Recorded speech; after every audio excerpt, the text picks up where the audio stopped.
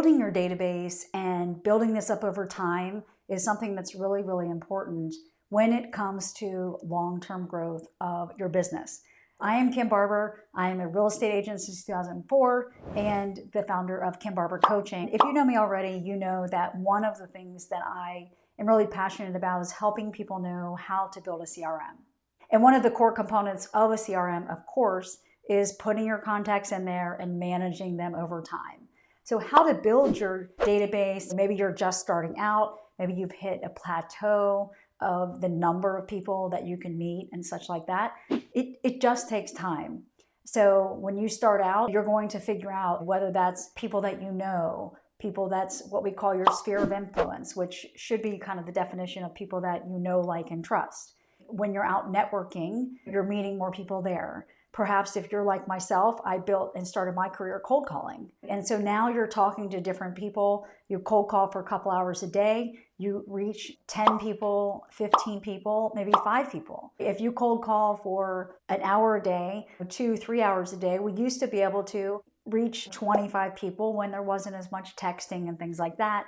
But in today's world, you'll start to figure out, are you going to reach 5 people in an hour, 10 people, 25 people? Will depend on the kind of people you're calling. Let's say that you reach 10 people in an hour, maybe 15 an hour, and you do an hour a week. Well, you talk to them, you get 10 people in a day. That means that in a week, you're going to have 50 people that you can then add to your database. So it doesn't matter what database it is. That's not necessarily relevant to how to build it. The most important thing is that you're actually getting out and talking to people and making the connection and then recording the information in some kind of a system so that you can then put your brand out there. And so you're starting out now, you've got your sphere of influence, so that whether you're in a new area and you don't necessarily know anybody yet, maybe that's going to take a little bit more time to grow. Maybe you already know a lot of people, you've been living in the same place for a while, or you just haven't necessarily, though, put it into a list. Maybe you belong to associations, groups within, your kids' events, or your fraternities, sororities from college, maybe prior businesses that you did, Chamber of Commerce, PTAs, like all of these different things. Start to think about them not only as a friend, but friends want to help friends, and start collecting their information and getting it into a list. And put those lists inside of a database. Whatever system it is that you use, is the one that you like the most is the one that's going to be most successful. We do want to move towards getting them out of Excel so that we can start getting our brand out there. So our sphere of influence, we want to start building that. So let's say that you have 50 people. And this is the true people that you know, like, and trust. And you set a goal, like we set a goal, that we want to start adding 50 more people a year. Or you can say that I'm going to add 20% a year. So let's say that you have 100 people that you genuinely know, like, and trust, whether that's a combination of just all friends and you're just starting out, people that you know through these different groups. Start to put them in one place, canvas your Facebook or your social media profiles, your LinkedIn's, and leverage those relationships so you can start letting them know you're in real estate. Let's say that you have 100. And each year you can set a goal to increase that number of sphere by 20%. It could easily be higher, because also once you have a sale, those people are inherently going to be somebody that you know, like, and trust. So we have 100, and we're going to set a goal to increase that by 20% per year. That means after 1 year, you have 120. And then the next year, you do 20% of 120, and then you start having the compound effect that adds 24. Then you can start doing the math. So over time, then you'll start to have like 200. And this is how when we stay in the business for a long period of time, that sphere of influence really does like grow, right? And we want to have that continue to grow over time. So let's just say that you don't really have a big sphere, or you have some that are not 100. You still want to get out and start figuring out how to grow that network. Not everybody starts out with 100 people that they know or that they're comfortable to reach out in. So like I said, you can call expireds. You could do a geographic farming and you can call them. The most important thing is that you start building a relationship and not simply putting in like a bunch of names and phone numbers where you've never spoken to them.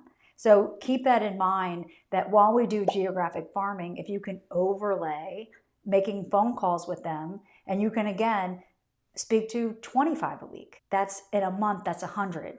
In a year, that's over 1,000, right? So you can really try to figure out like what is your personality style, what you like, but you want to figure out like what are those resources that you can have at hand and start building the compound effect so that now, for example, you have a whole bunch of Sphere. Let's just say that we're in year 2 or 3. We have 124, 134 people, let's say 124 people, easy math, that are in our Sphere.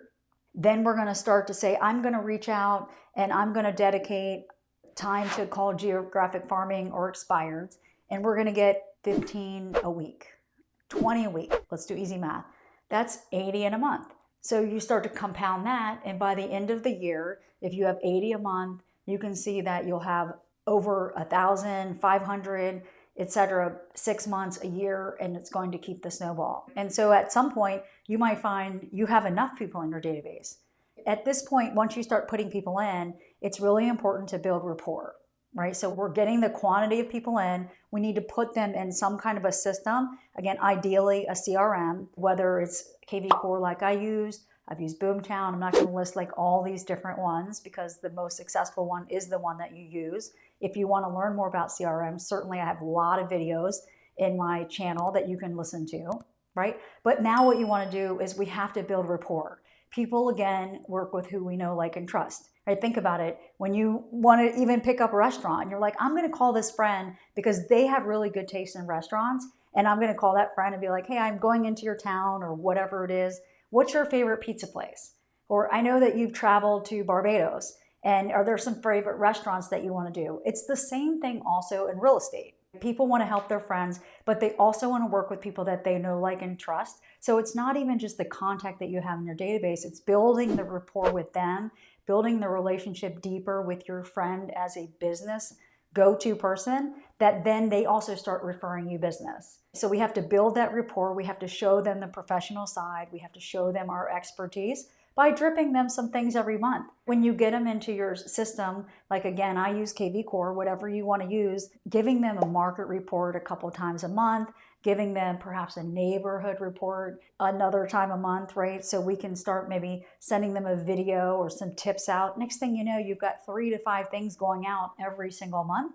That's allowing us to build our brand and stay top of mind. So that way also, the more that we do that, we don't have to constantly be replenishing and finding more people and more people. Hopefully that over time, we've got enough people that we can continue to meet our goals, or we say, hey, my goals are bigger now and I want to add more people. So you go back to the drawing board and say, where am I going to get this from? Or are you going to add more people into your team and they're going to bring in their database if that is your goal, right? Or you're going to consistently be more involved in other activities, whether you're calling expires, calling geographic farming, door knocking is something that still a lot of people are getting back into. All of these different things really do allow you to compound and build this relationship over time. If we do simply just put names and addresses and phone numbers in there and they don't know who we are, we're just going to feel like the spam.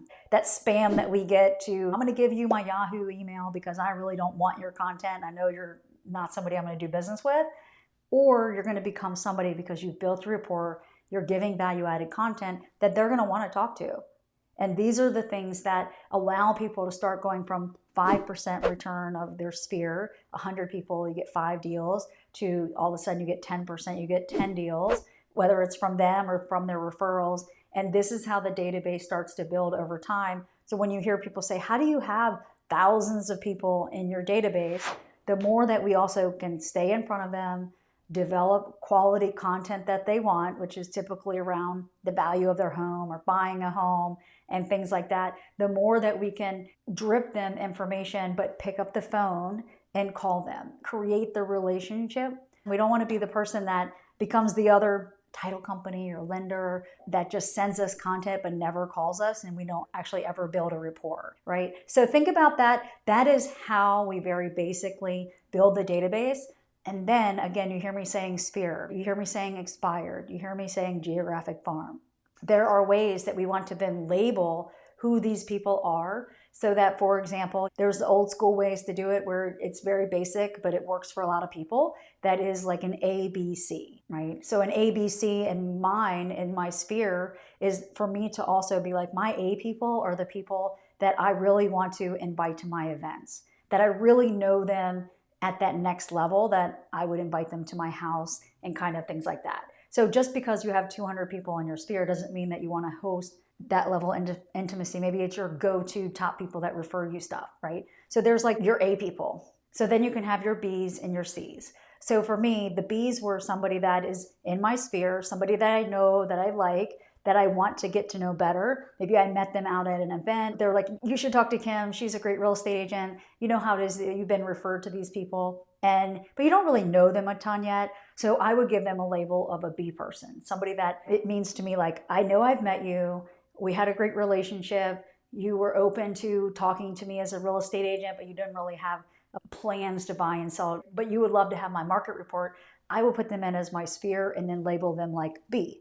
C is somebody that I've spoken to, but I don't really know them yet, but I want to move them up the chain. And so that could be somebody that's like an expired, a geographic farm, and perhaps those are somebody that I would mail something to. So we would also do a mailer, right? This is about building your database over time, creating rapport. So do like 4 mailers a year. You could have a calendar. I have 2 calendars. My people love my annual calendar. People are like, don't do a calendar. I'm like, people love my annual calendar, something that sticks in front of them all year, 12 months.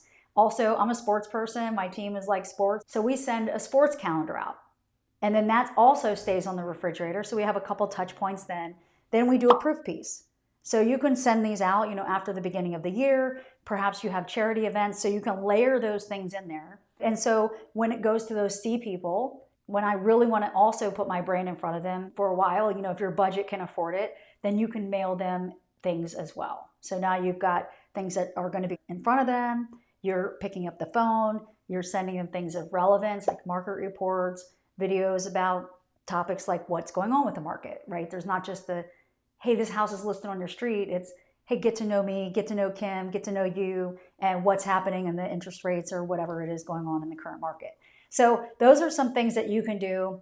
Perhaps also you could leverage the ABC or something like that to say, these people have told me that they plan to buy and sell in a certain amount of time or less. So it gets a little bit more advanced in I have a proprietary framework that I use inside of my kvCORE. So if you want to learn more about that and how I've mastered it to a long degree that really is like liquid gold to get people to close and increase their conversions. There's some links in the descriptions that invite you to free masterclasses or events that I'm doing where you can see more depth about that. But just think about this. It's a compound effect. You're in it for the long haul, but it is something that we need to work on every single day. So building your database every single day means that each week, adding new contents, new people, to contents to the people that are in your database, adding people into your database and making sure that they're thorough, giving them value-added content will increase your database over time, building the rapport, talking with them, making sure that they know who you are, becoming their go-to. That is also how we build it over the long haul. So hopefully this has been helpful for you. And again, if you would like to attend one of my boot camps or get some of the information on my master classes and stuff like that, so go ahead and look in the links below so that you can join me in some of the events that I do where I can really also help you master your database and make your millions. So thanks for visiting me on YouTube. If you haven't already, if you like this content, do the subscribe and turn on the notifications so I can help you increase your success.